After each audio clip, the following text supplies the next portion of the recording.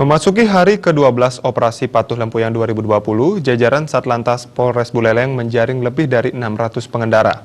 Pelanggaran kali ini didominasi pengendara yang tidak membawa surat-surat kendaraan bermotor.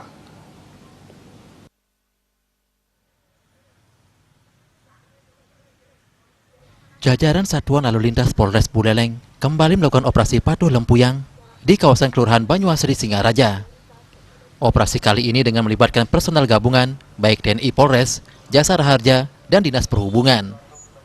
Kabak Ops Polres Buleleng, Ana Agung Wirenate Kusuma menjelaskan, selama 12 hari pelaksanaan, jajaran lalu lintas sudah melakukan tilang sebanyak 355 pengendara, teguran 662 pengendara, helm 254 pengendara, dan tidak membawa SIM sebanyak 28 pengendara.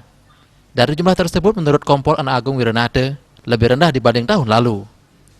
Hal ini menunjukkan kesadaran masyarakat khususnya pengendara sudah meningkat meski di tengah pandemi COVID-19 ini.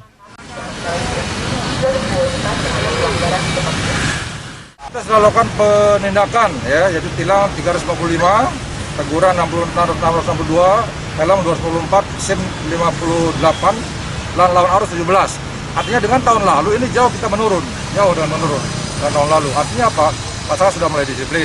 Ya, hanya barangkali sekarang hanya disinergikan dengan protokol kesehatan saja. Ini kita lakukan adalah untuk mengedukasi ya pada masyarakat, terutama sasaran yang menjadi dalam operasi ini adalah pertama penggunaan helm, kedua yang melawan arus, ketiga anak di bawah umur, keempat yang tidak pada jalurnya, dan kelima adalah protokol kesehatan.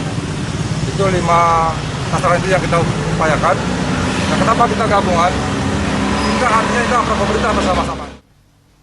Wirenate Kusuma menambahkan, dibukanya beberapa sektor pemerintah membuat aktivitas warga di Buleleng kembali ramai.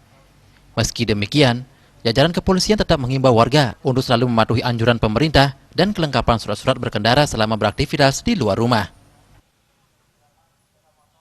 Komang Yuda, Bali TV.